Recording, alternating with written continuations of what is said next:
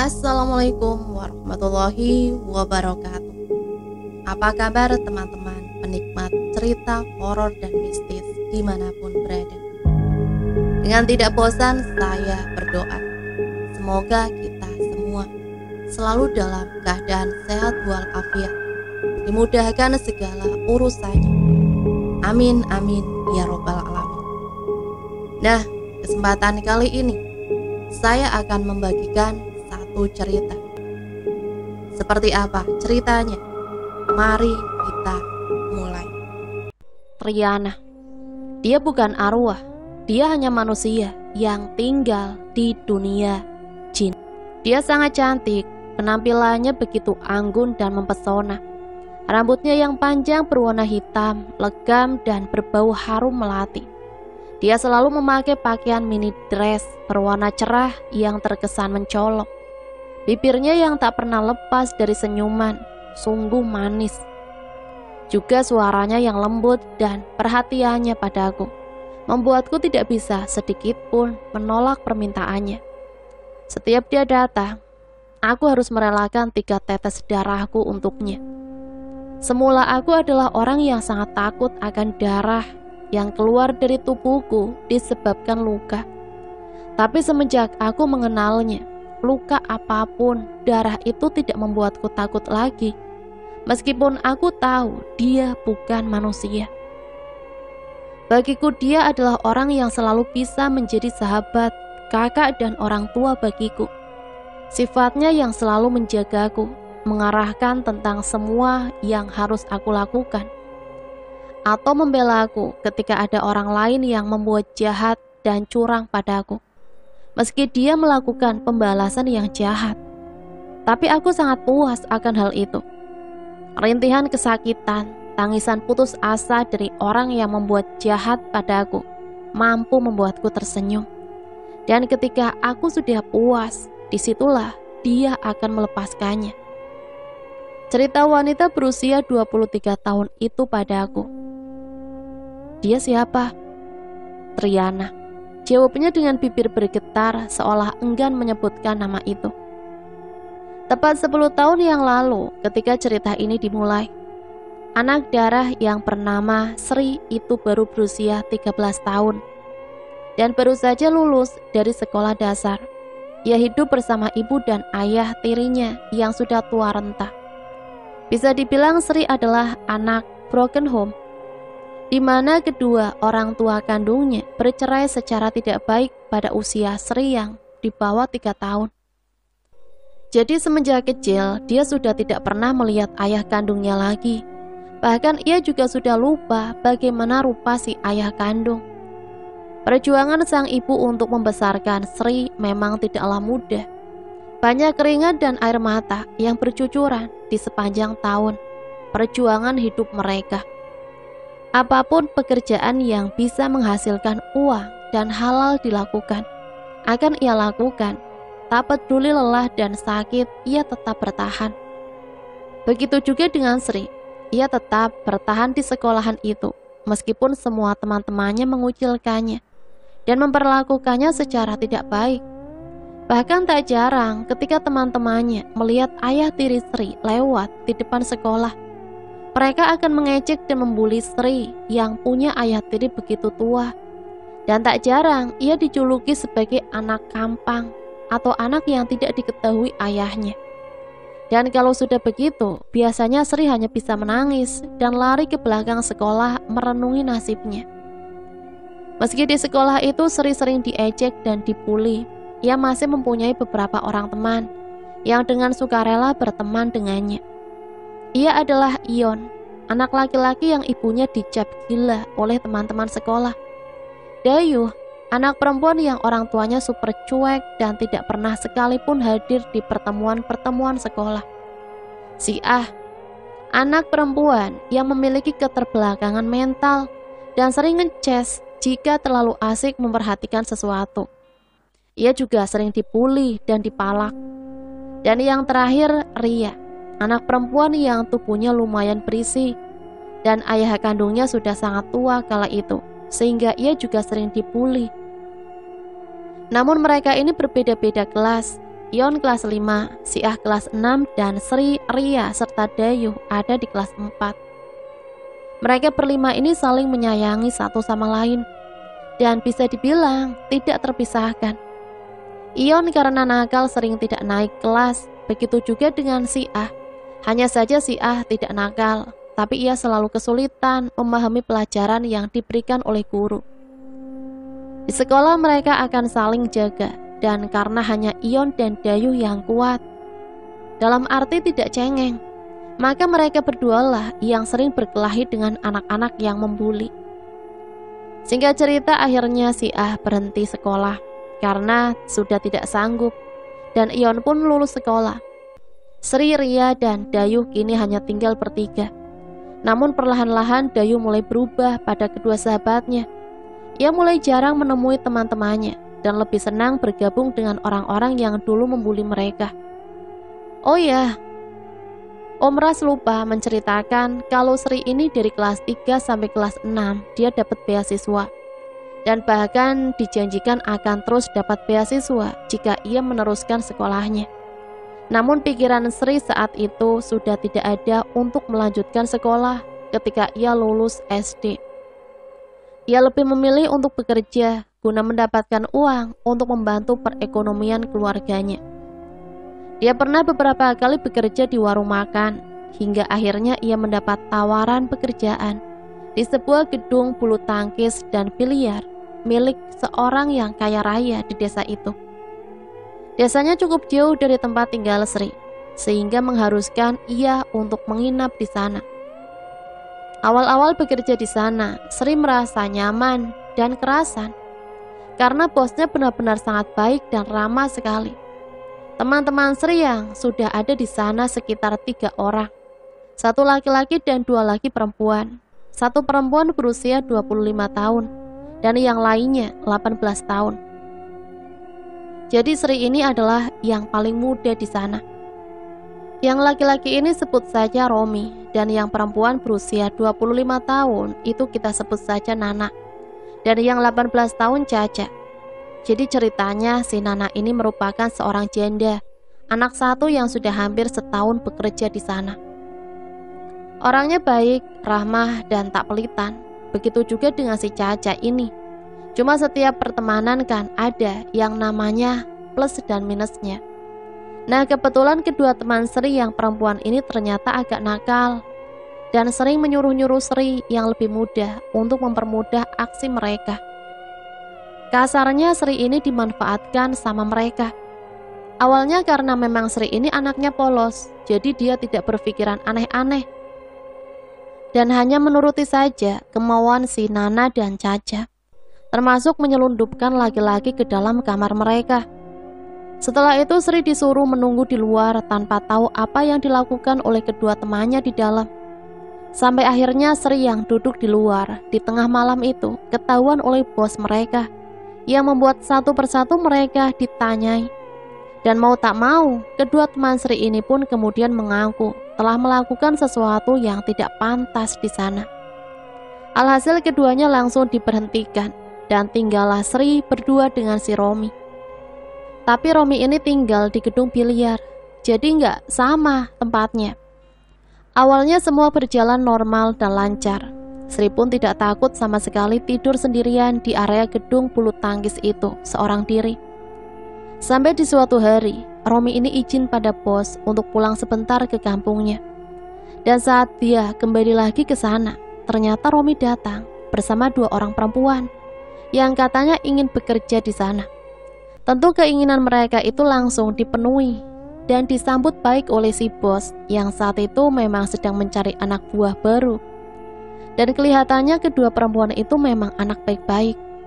Namun ternyata baru seminggu kerja, 2 perempuan itu malah sudah bersikap seperti bos terhadap Sri dan pandai mencari perhatian pada bos. Kasarnya mereka ini bermuka 2. Semenjak bersama mereka, Sri sering sekali menangis dan melamun di belakang gedung seorang diri. Sekelebat bayangan hitam melintas ke belakang gedung sarang walet yang berada tidak jauh dari belakang gedung biliar tersebut, membuat Sri kaget. Siapa kira-kira orang yang ke belakang gedung itu di sore hari seperti ini? Apa mungkin maling? Batin Sri bertanya-tanya. Namun belum selesai ia dengan kebingungannya. Sri dikagetkan dengan suara teriakan nyaring dari dalam gedung biliar, diiringi dengan suara teriakan lainnya.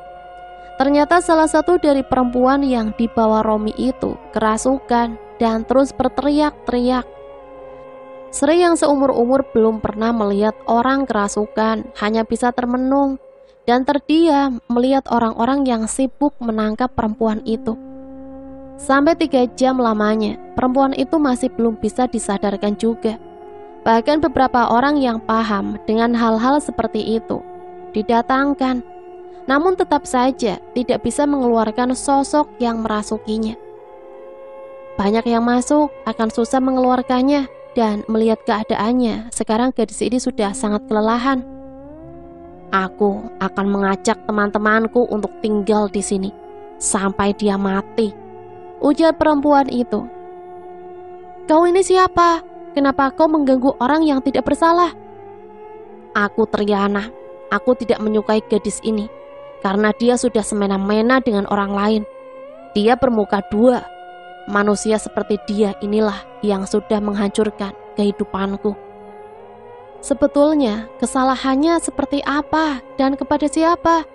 Biar aku suruh dia untuk minta maaf, tapi tolong keluarlah dari tubuhnya. Heh, laki-laki tua bangka, kau kira hanya kata maaf saja cukup untuk menghapuskan semua kesalahannya? Dia sudah mempermalukan, memfitnah, memperbudak anak itu. Teriak perempuan itu menunjuk ke arah Sri yang sedari tadi berdiri di dekat pintu. Sontak saja semua pasang mata orang-orang yang berada di dalam rumah itu tertuju pada Sri. Sri tampak kikuk, ia tak tahu kenapa dirinya sampai dibawa-bawa. Perempuan satunya yang berdiri di dekat Romi menundukkan wajahnya. Gadis ini, dia sudah memperlakukan anak itu dengan tidak adil. Lagi-lagi perempuan itu berteriak, tapi kali ini dia menunjuk pada dirinya sendiri dan juga pada Romi, serta perempuan satunya yang masih menunduk. Tiba-tiba perempuan yang kerasukan itu terbatuk, darah segar keluar dari mulut dan hidungnya. Cepat, mengakulah apa yang sudah kalian perbuat, ujar lelaki parubaya itu pada Romi dan si perempuan satunya yang masih menunduk. Tidak ada, kami tidak melakukan apa-apa, Mang. Mereka tidak akan mengaku sampai satu persatu mereka bertiga aku bunuh, ujar perempuan itu lagi. Mereka berdua tetap tidak mau mengaku. Bahkan sampai disuruh mengaku oleh bos pun mereka tetap tidak mau mengaku. Akhirnya di sini Sri yang dimintai keterangan dan disuruh untuk jujur. Tapi karena dia takut, akhirnya dia juga berbohong. Bodoh kau Sri, aku melakukan ini untukmu dan kau malah membela mereka. Sri terdiam, namun ia masih belum berani mengatakan apa-apa. Akhirnya entah bagaimana, tiba-tiba Romi kerasukan. Makin heboh di rumah itu karena ada 2 orang yang kerasukan. Bahkan lelaki tua yang berusaha mengobati itu pun sampai pingsan karena ditendang oleh Romi yang mengamuk. Tidak hanya itu, ia juga membenturkan kepalanya terus-menerus ke dinding ulin rumah itu sampai berdarah-darah. Bos mulai emosi, dia menunjuk ke arah satu perempuan, teman Romi. Katakan, apa yang sudah kalian lakukan?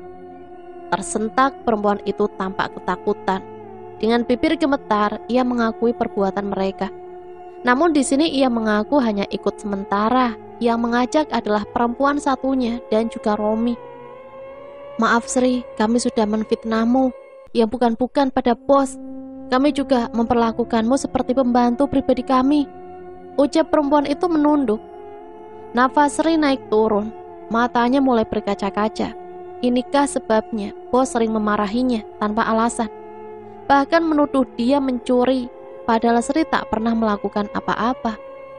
Kalian memang makhluk jahat, tidak pantas dimaafkan. Kenapa sesama manusia saja kalian saling menyakiti? Teriak perempuan kerasukan itu melengking. Di sini posisi Sri seperti disudutkan.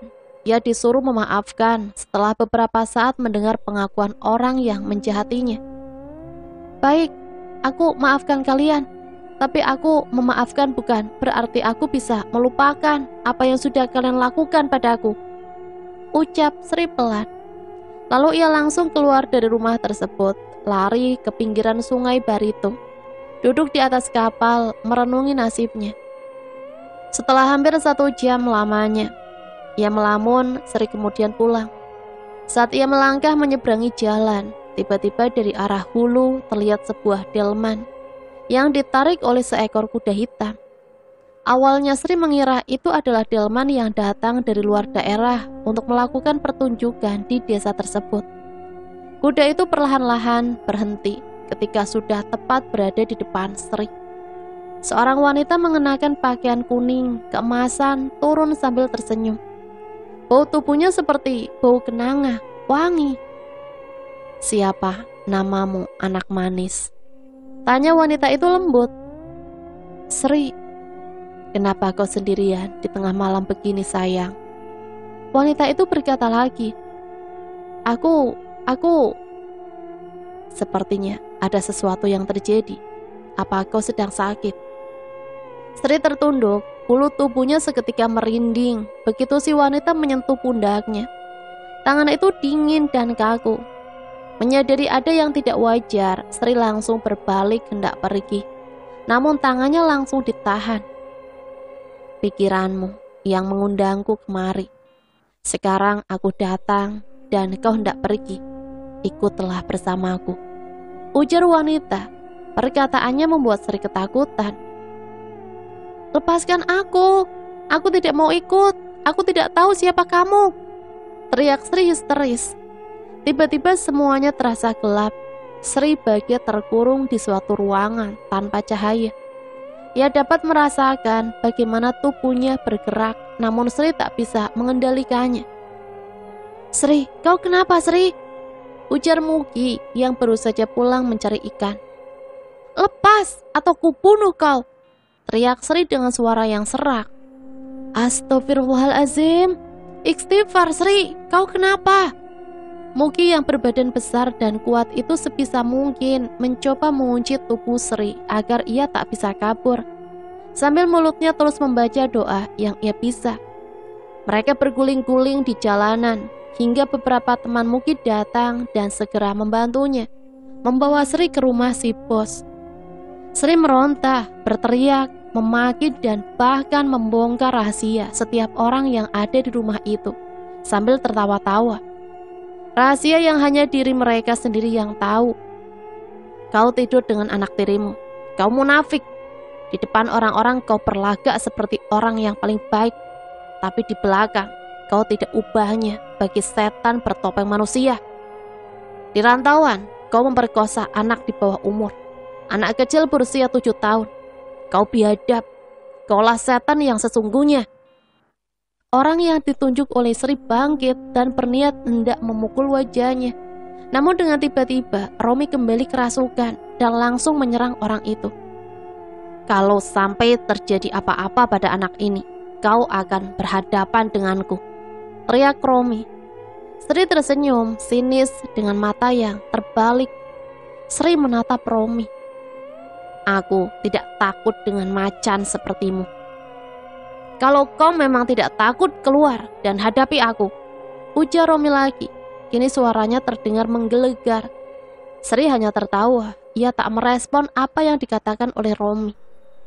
Apa gunanya kau membongkar rahasia mereka? Apa kau tidak kasihan dengan anak itu?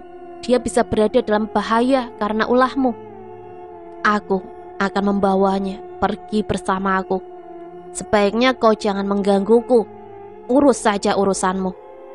Tiba-tiba Romi dihantam oleh salah satu teman Mugi menggunakan 7 butir benda kecil, bulat mirip sahang atau lada bulat. Tubuhnya seketika ambruk di lantai dan saat ia akan melakukan hal yang sama terhadap Sri, Sri menggigit tangan pria itu sampai dagingnya hampir terkelupas. Ia mengerang kesakitan, sementara orang yang berkumpul di dalam rumah itu perlahan-lahan mulai bubar.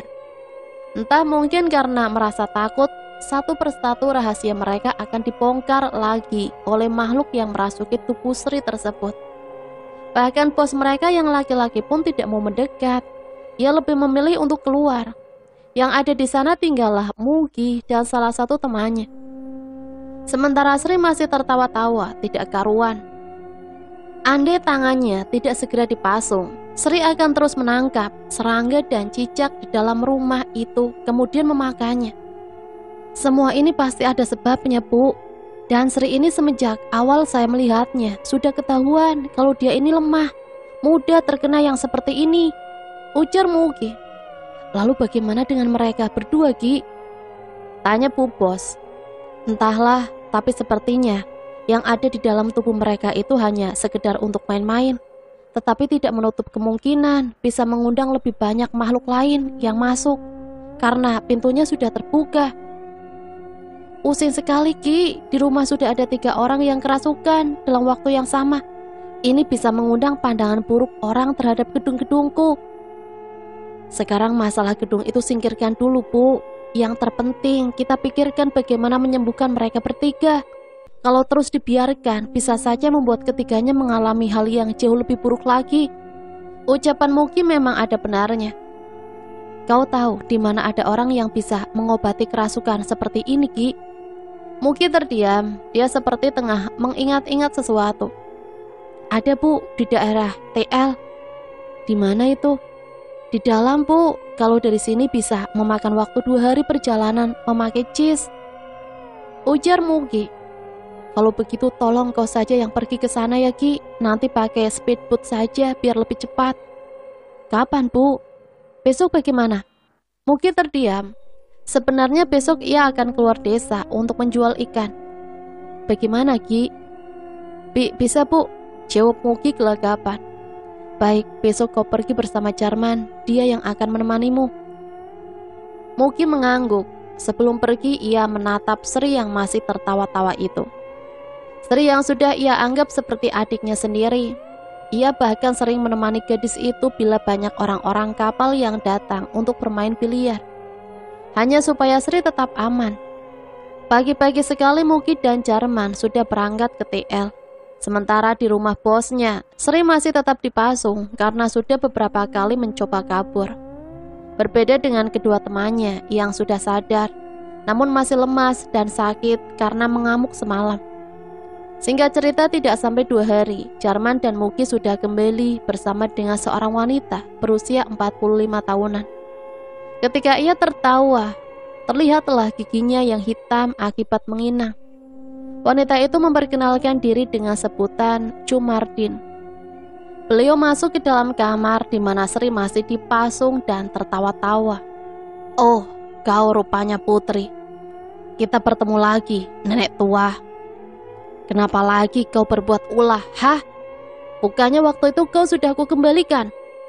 Adu mulut antara Cuk Mardi dan sosok yang merasuki Sri terdengar seru sekali.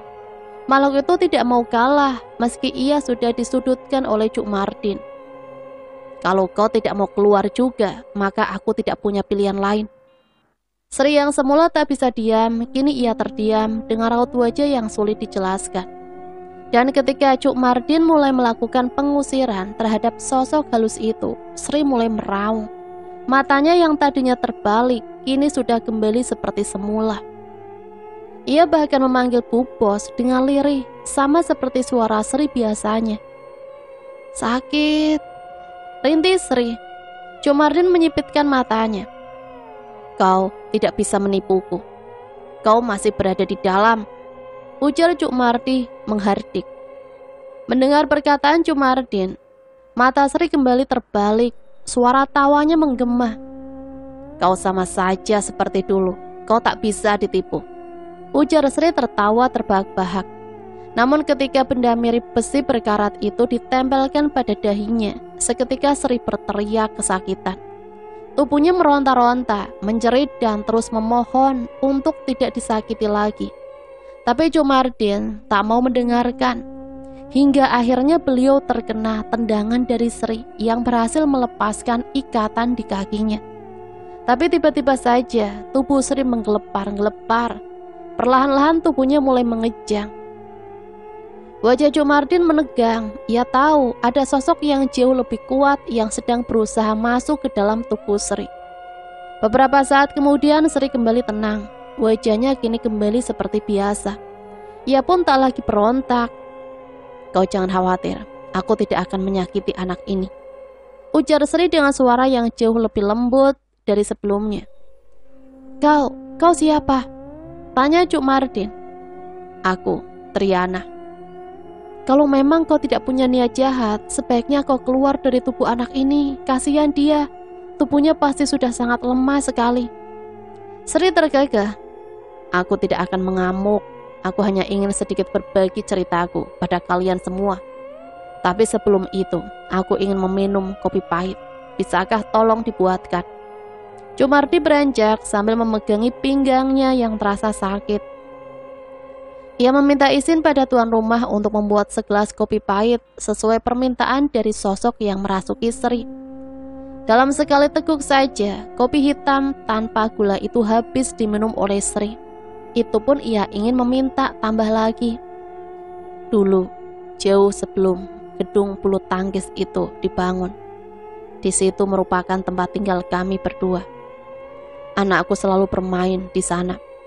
Aku dan anakku tinggal di sana sangat lama sekali, karena kami berdua menunggu kedatangan suamiku dan anakku yang lain datang menjemput kami berdua di sini. Hingga suatu hari, ketika aku pergi mencari sesuatu, aku tinggalkan anakku di sana. Dan kau tahu apa yang kulihat setelah aku kembali? Aku melihat anakku mati, kepalanya hancur karena pembangunan kalian yang tidak berizin itu. Harusnya kalian memberitahu kami kalau di tempat itu akan dibangun sesuatu. Kalau kalian memberitahu kami, tentu akan pergi dan mencari tempat lain untuk tinggal. Tapi kalian terlalu egois. Tapi kami benar-benar tidak tahu kalau ada kalian di tanah itu. Aku ingat dulu ada anak ayam yang mati karena kejatuhan balok. Anehnya, meski sudah diusir, anak ayam itu tetap diam di tempat itu. Kami tidak sengaja. Pantas saja setelah pembangunan itu, anak pertamaku meninggal. Lalu para tukang menjadi sakit-sakitan. Apa kau yang melakukan itu? Tanya Bu Bos. Sri menangis sesegukan, pilu. Kau pun seorang ibu, dan kau tentu tahu bagaimana perasaanku ketika melihat anak yang kusayangi mati begitu saja karena ulah manusia. Kau beruntung karena kau masih punya anak.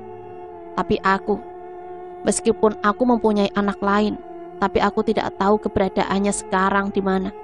Aku sendirian. Mereka terdiam, hanya isak tangis Sri yang terdengar. Aku minta maaf. Maafmu tidak akan mengembalikan anakku. Hening.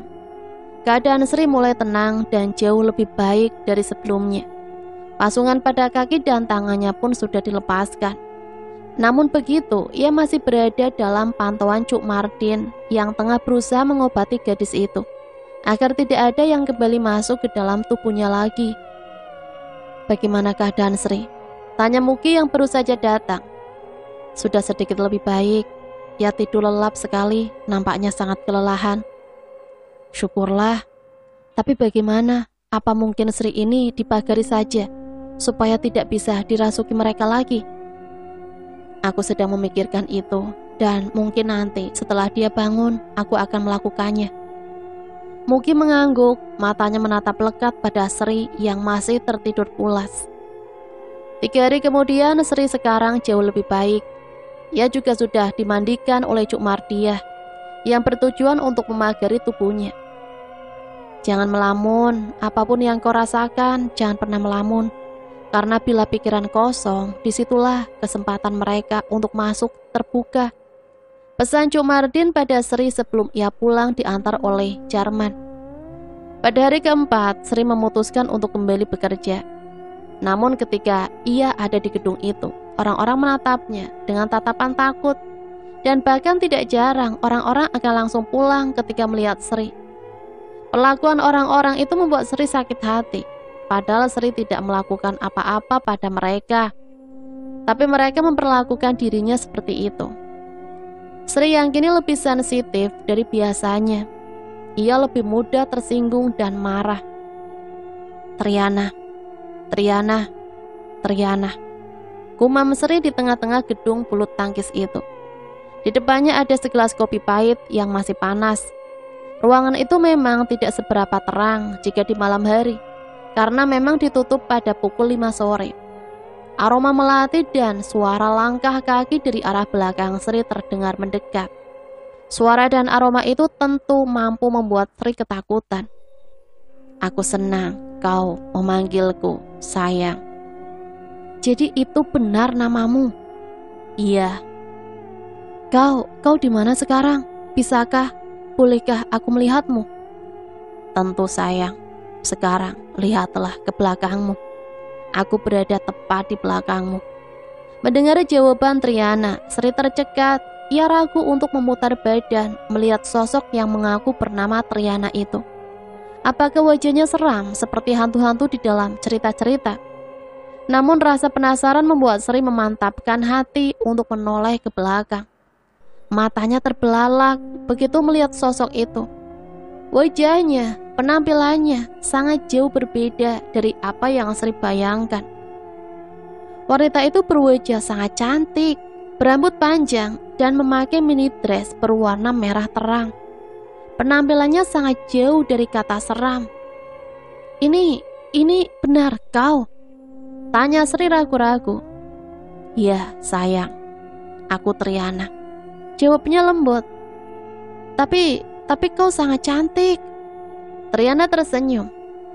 Kau juga cantik. Kau mau ikut aku ke rumahku? Ujar Triana dengan bibir masih tersenyum. Rumah? Iya sayangku, aku ingin mengajakmu ke rumahku. Sri terdiam, melihat raut wajah Sri seperti itu. Triana tertawa kecil. Kau jangan berpikiran aneh, rumahku bukan di kuburan. Aku sebenarnya manusia, sama sepertimu. Hanya saja ada sesuatu yang aku lakukan, hingga membuatku bisa tinggal dan hidup dengan umur yang panjang di dunia mereka. Maksudmu? Laki-laki Triana tersenyum manis. Kalau ku jelaskan pun, kau mungkin tidak akan mengerti. Kau tahu, sudah bertahun-tahun aku hidup sendirian di sini. Tidak ada teman, tidak ada keluarga. Dan sekarang aku sangat berharap kau mau berteman denganku. Sri merasa nyaman berbicara dengan sosok itu. Dia ramah dan sangat baik padanya. Tentu perasaan itu membuat Sri mau menerima tawaran pertemanan yang diajukan oleh Triana. Hampir setiap tengah malam, Sri menghilang tiba-tiba dan muncul kembali menjelang pagi. Begitu seterusnya, hingga sampai di suatu hari, ada seseorang yang mengadukan hal itu pada bos. Dan sedikit diselidiki, rupanya benar apa yang dikatakan orang itu. Bahkan pernah beberapa kali mereka melihat Sri berbicara sendirian tanpa ada siapapun di dekatnya. Tidak hanya sampai di situ, anak bos tiba-tiba jatuh sakit setelah bermain bersama Sri. Padahal saat mereka bermain itu, bos pun ada di antara mereka. Jadi sangat tidak mungkin jika Sri melakukan hal yang tidak-tidak terhadap anak itu. Sri, bagaimana ya menyampaikannya? Maksudku begini, gedung ini akan aku urus sendiri dan tidak mempekerjakan orang lagi. Jadi, saya paham besok juga saya akan pulang. Dan saya ucapkan terima kasih banyak sebab selama ini saya sudah diperbolehkan untuk bekerja di sini. Dan kalian semua memperlakukan saya juga dengan sangat baik. Terima kasih atas semuanya. Kalau ada umur dan rezeki, mungkin kita akan bertemu lagi. Ucap Sri memotong pembicaraan bosnya karena ia sudah tahu sejak semalam dari Triana bahwa bos akan memberhentikannya dari pekerjaan itu. Sri diberikan uang lebih untuk pulang oleh bosnya, dan rupa-rupanya Triana pun ikut serta bersama Sri. Karena katanya, dia sudah tidak punya siapa-siapa untuk menahannya agar tetap berada di sana. Dan sekarang adalah tugasku untuk menjaga dan melindungimu, ucapnya tersenyum. Sejak pulang Sri hanya tinggal di rumah. Ia menghabiskan waktunya untuk membaca buku-buku bersama Triana. Kurasa ada yang lain anakmu itu. Beberapa kali aku melihat dia berbicara sendirian dan tertawa-tawa. Coba kau tanyakan pada orang yang paham. Semoga saja dugaanku itu salah, ujar seorang tetangga pada ibunya Sri. Perkataan itulah yang membuat Sri dibawa ke seorang guru.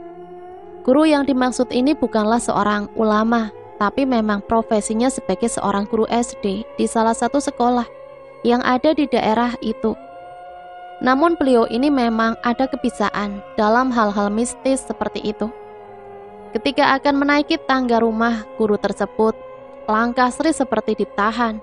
Ia enggan masuk naik. Seluruh tubuhnya pun terasa merinding seketika. Jangan ke sana, Sri, ujar Triana. Aku tidak mau masuk, Mah. Setelah mendengar penolakan Sri, ibunya lantas menarik tangannya dengan keras agar secepatnya masuk ke dalam. Tiba-tiba Sri merasa tubuhnya seperti tidak terkendali. Ia langsung menepis sekasar tarikan tangan sang ibu. Matanya tajam menatap ibunya. Aku tidak mau masuk, bentak Sri. Dan ketika seorang lelaki mendekati mereka, mata Sri langsung melotot tajam. Seketika Sri bertingkah seperti orang kerasukan. Ia menjerit, menyuruh lelaki itu agar jangan mendekat. Akan tetapi ketika ia hendak melangkah pergi, langkah Sri terhenti dan tubuhnya seketika lemas. Sri diangkat dan dibawa ke dalam rumah guru tersebut.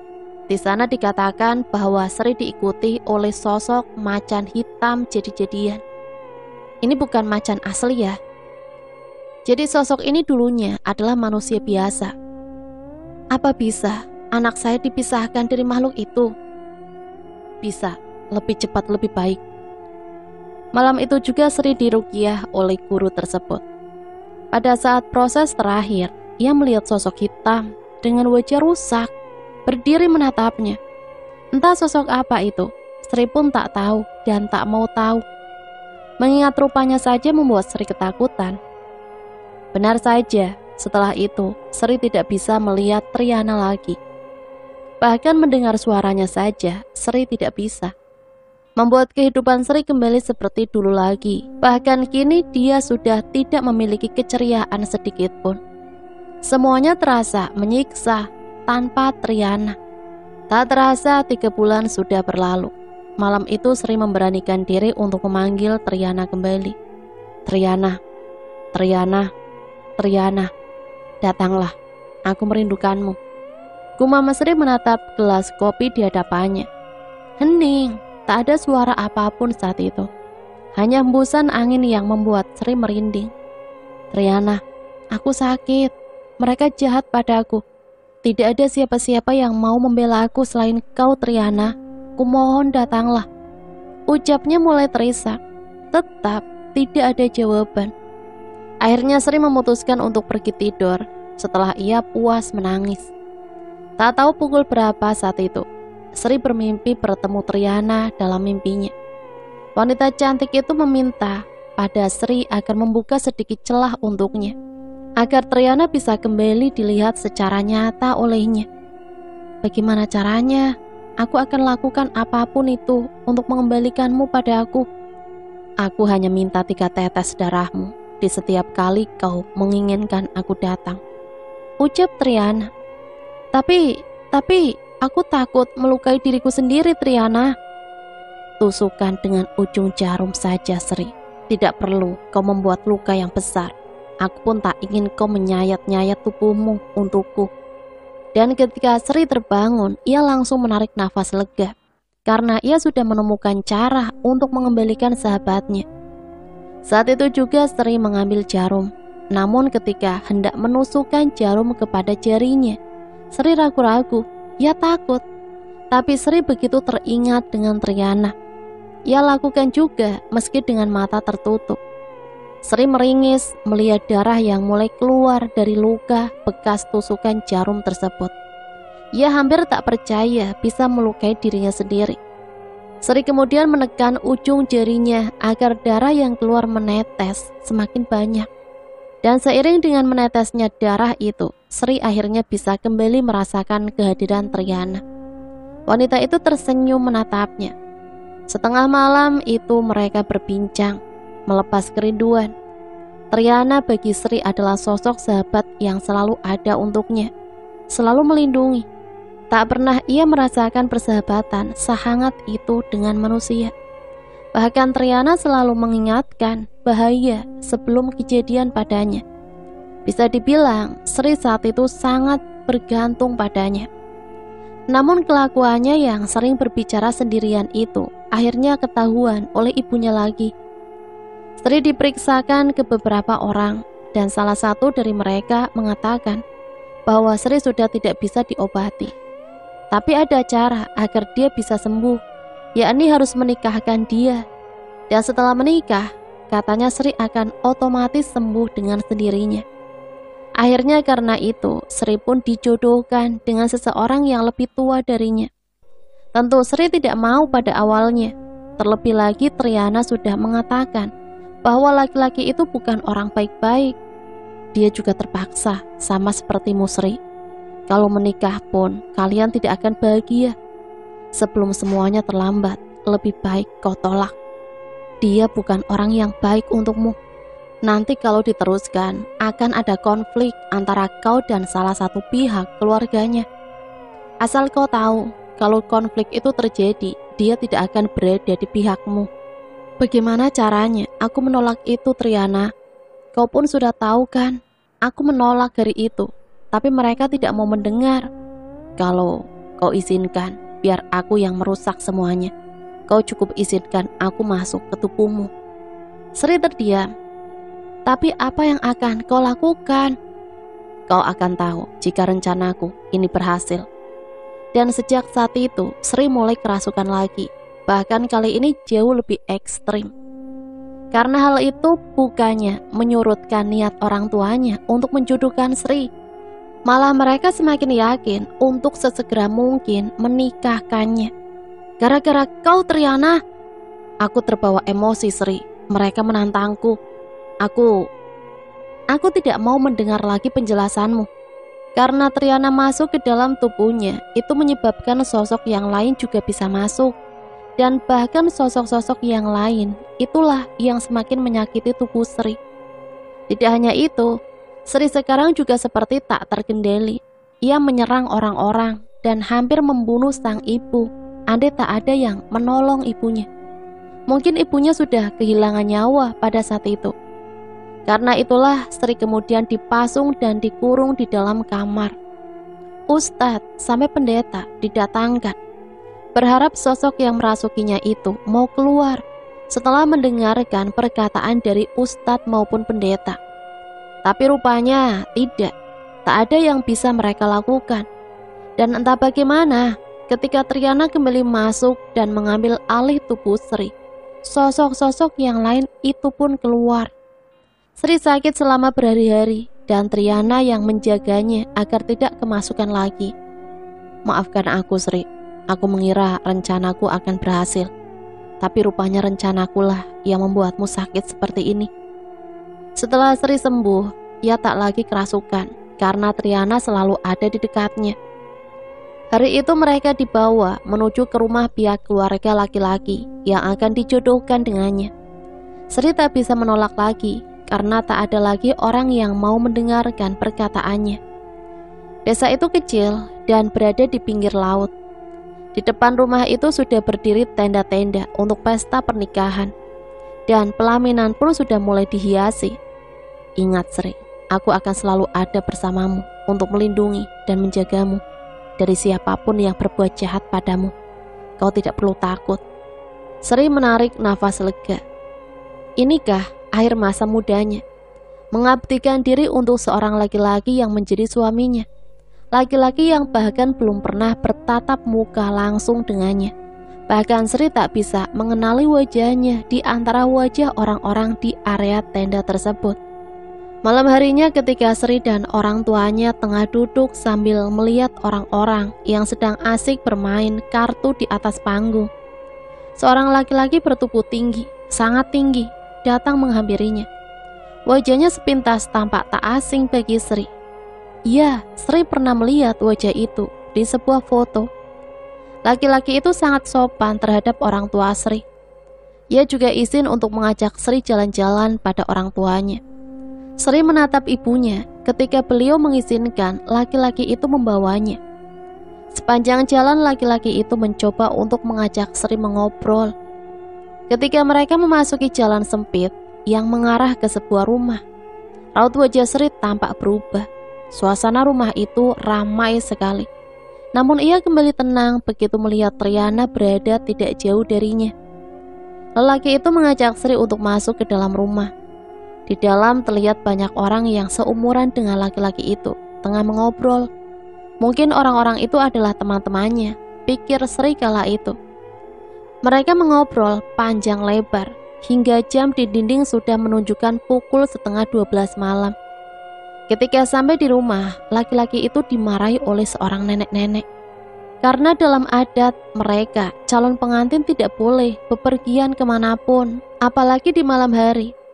Sri dipingit dan dilarang untuk bertemu laki-laki itu lagi selama 3 hari. Masih selama itu, tapi panggung dan tenda sudah didirikan. Bahkan beberapa sound system juga telah dipasang dan diputar setiap malam. Makan minum Sri hanya dilayani oleh seorang gadis yang usianya tak begitu jauh dari Sri. Membosankan, keluh Sri pada Triana yang saat itu tepat berada di sebelahnya. Bersabarlah sayang, aku sedang mencari cara untuk membuatmu lepas dari laki-laki itu. Tiba-tiba pintu terbuka dan laki-laki itu masuk ke dalam kamar sambil tersenyum. Mau apa kau? Aku mau mengantarkan ini untukmu. Semoga kau suka. Ucap lelaki itu membawakan cemilan untuk Sri. Terima kasih. Sri bisa melihat wajah Triana yang terlihat sangat tidak suka pada laki-laki itu. Singkat cerita, malam itu adalah malam kedua Sri dipingit. Dan malam itu dia akan ditimung secara bergantian dengan si laki-laki tersebut. Semuanya berjalan lancar karena Triana selalu berada di samping Sri. Adik dari calon suami Sri sangat menyukai gadis manis itu. Bahkan ada yang paling kecil, tak mau lepas dari Sri.